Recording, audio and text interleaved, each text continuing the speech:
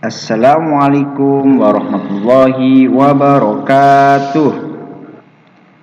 Bismillah, alhamdulillah, wassalatu wassalamu ala asrafil anbiya'i wal mursalin wa ala alihi wa sahbihi ajma'in, amma ba'd. Gimana kabarnya anakku sekalian yang sudah membanggakan? InsyaAllah semoga dalam keadaan sehat walafiat. Amin amin ya rabbal alamin.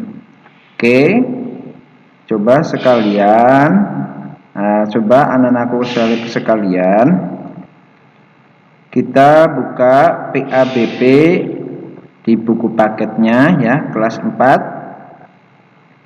Kita buka pelajaran yang keempat dengan judul Bersih itu Sehat.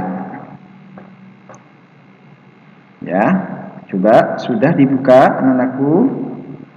Kalau sudah, mari kita pelajari tentang bersih itu sehat.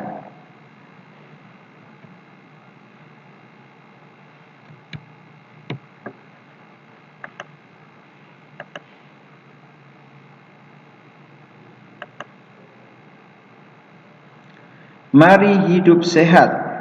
Ya. Situ ada gambar. Yang pertama, gambar anak sedang membersihkan atau menyapu halaman.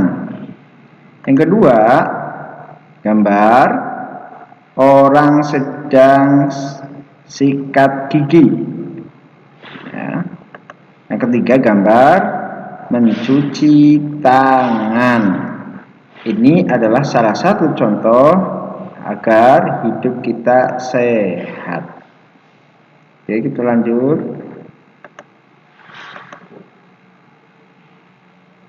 Kita lihat videonya terkait hidup sehat. Perilaku hidup bersih.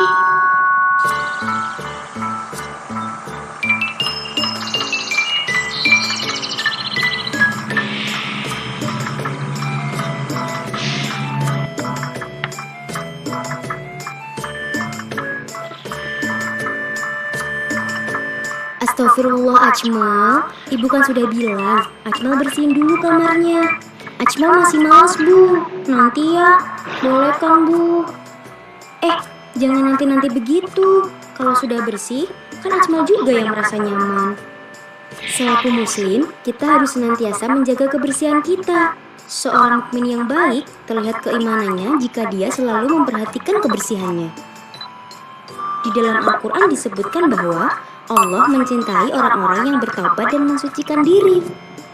Untuk menjaga kebersihan, bisa kita mulai dari kebersihan diri kita sendiri, seperti mandi 2 kali sehari, gosok gigi, juga memakai pakaian suci dan bersih. Berwudu juga termasuk membersihkan diri kita. Karena ketika kita menghadap Allah, kita harus ada dalam keadaan suci dan bersih dari najis. Menjaga kebersihan lingkungan bisa kita lakukan dengan membersihkan lingkungan sekitar. Contohnya, dengan cara membersihkan kamar kita, rumah, juga lingkungan sekolah. Kita juga harus menjaga kebersihan di masjid yang kita gunakan sebagai tempat sholat. Lingkungan yang bersih adalah lingkungan yang sehat. Dan jika kita sehat, kita akan mudah melakukan ibadah kepada Allah. Kita tidak akan mudah terserang penyakit akibat dari lingkungan yang kotor. Wah, kalau begitu, Ajmal mau bersih-bersih sekarang, Bu, biar Ajmal bisa sehat terus. Nah, begitu Ajmal, ayo bersihin kamarnya. Miau, miau. Oke. Sekarang tadi sudah melihat videonya ya, tentang hidup bersih. Coba perhatikan, apa itu bersih? Bersih berarti bebas dari kotoran, ya, kotoran yang menempel baik dari pakaian kita maupun badan kita. Apa itu suci? Suci berarti bebas dari najis, ya. Najis itu sesuatu yang menjijikkan. Kemudian kotor belum tentu najis, tapi najis sudah pasti kotor. Itu perbedaannya, ya. Oke, lanjut. Apa itu najis? Apakah kalian tahu? Mari kita simak penjelasannya. Najis itu kotoran yang menempel di badan, pakaian atau tempat ibadah sehingga menyebabkan ibadahnya tidak sah. Itu yang dinamakan najis, ya. Suatu kotoran yang menempel di badan, pakaian atau tempat ibadah sehingga menyebabkan ibadah tersebut tidak sah. Contoh najis ada yang terlain air kencing, kotoran hewan atau manusia, darah, bangkai, jilatan anjing, dan sejenisnya, ya. Oke, kita lanjut.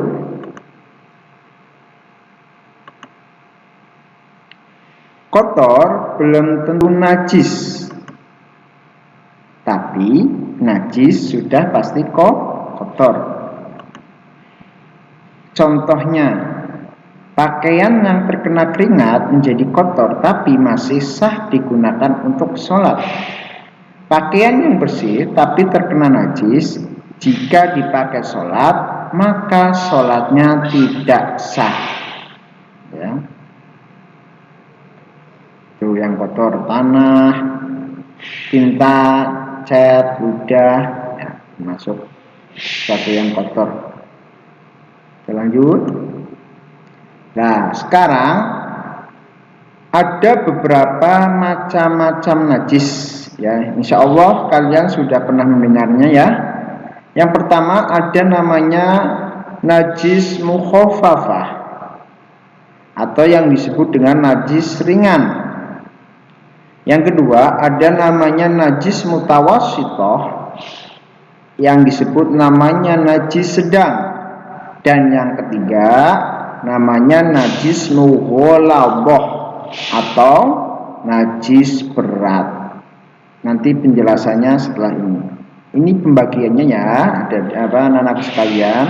Najis dibedakan menjadi 3, ringan, sedang, berat. Mukhafafah, mutawassithah, mughalladhah. Oke, next. Pertama, najis mukhafafah atau najis yang disebut najis ringan, ya.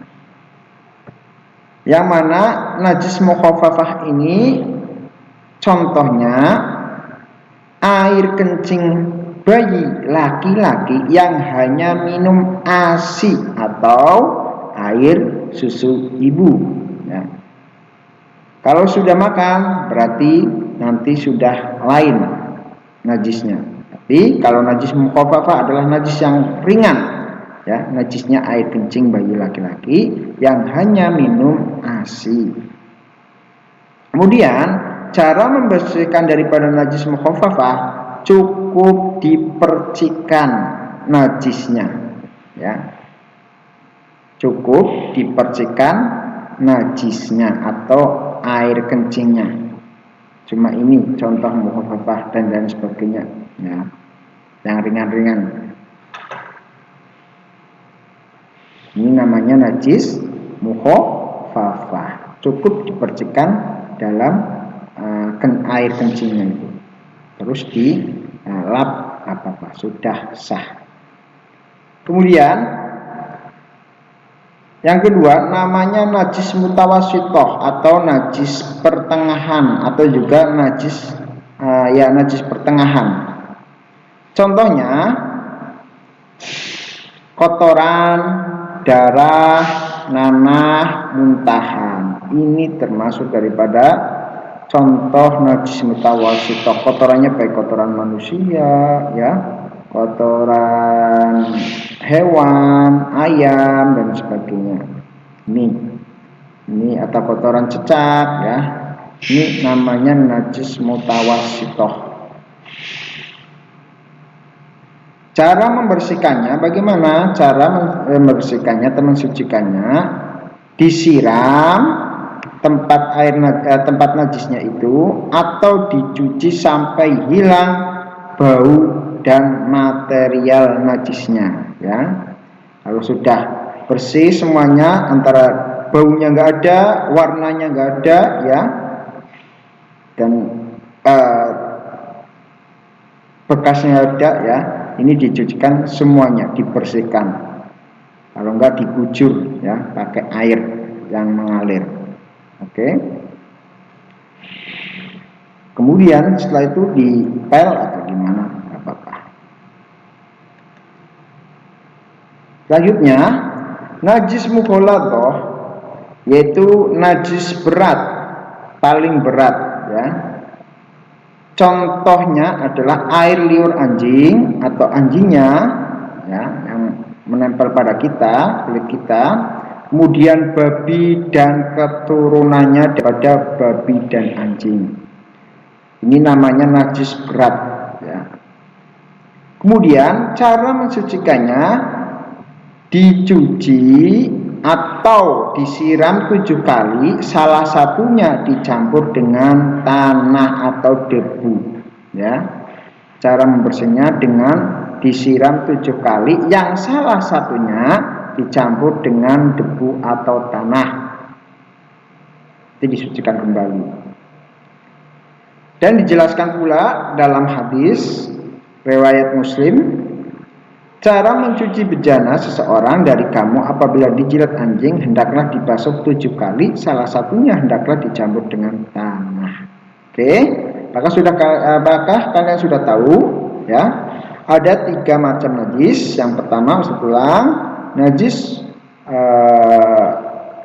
mukhaffafah atau najis ringan. Yang kedua, najis mutawassithah atau najis sedang atau pertengahan. Yang terakhir, najis mughalladhah atau najis paling berat, dengan beberapa contohnya. Next. Bersih ada 2. Yang pertama bersih dari najis, yang kedua bersih dari hadas. Macam-macam hadas ini nanti ada namanya hadas, ya. Macam-macam hadas terbagi menjadi 2. Yang pertama ada namanya hadas kecil, yang kedua namanya hadas besar. Adapun hadas kecil, ya, penyebabnya antara lain batalnya wudhu atau buang angin atau kentut, kencing dan lain-lain, ya. BAB dan sebagainya, itu namanya najis kecil. Cara menghilangkannya dengan berwudu atau tayamum. Ustaz ulang, cara menghilangkannya dengan berwudu atau tayamum. Yang kedua namanya hadas besar. Penyebabnya, yang pertama mimpi basah kalau sudah balik, ya. Biasanya sudah balik itu kita mengalami mimpi basah. Kemudian yang bagi ini baik laki-laki perempuan bisa mimpi basah. Kemudian yang haid dan nifas ini bagi perempuan yang sudah balik, ya. Kemudian non muslim yang masuk agama Islam itu juga harus mandi, ya, mandi. Cara menghilangkannya dengan mandi atau tayamum, ya. Cara menghilangkannya setelah dengan cara mandi besar atau dengan tayamum, itu.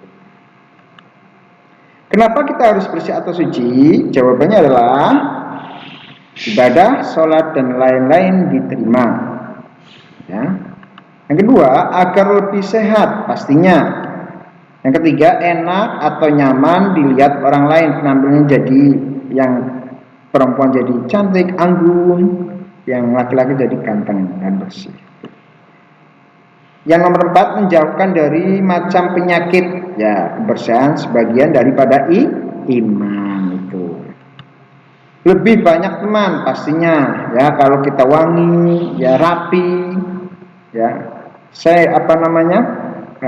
badannya sehat dan sebagainya, ya, kukunya enggak panjang-panjang, rambutnya rapi dan pakaiannya rapi, insya Allah juga banyak berteman. Seperti itu. Apa saja yang dibersihkan, ya? Coba kita lihat gambarnya. Amati dan cerita gambar di bawah ini ya, dan ceritakan gambar di bawah ini. Yang pertama, kita sering gosok gigi, membersihkan gigi kita. Yang kedua, telinga kita. Yang ketiga, leher kita bersihkan atau badan kita semuanya. Yang keempat, potong rambut yang rapi. Yang kelima, potong kuku termasuk dari tali sunnah. Yang selanjutnya yaitu membersihkan kaki. Yang selanjutnya yaitu bersihnya memotong kuku.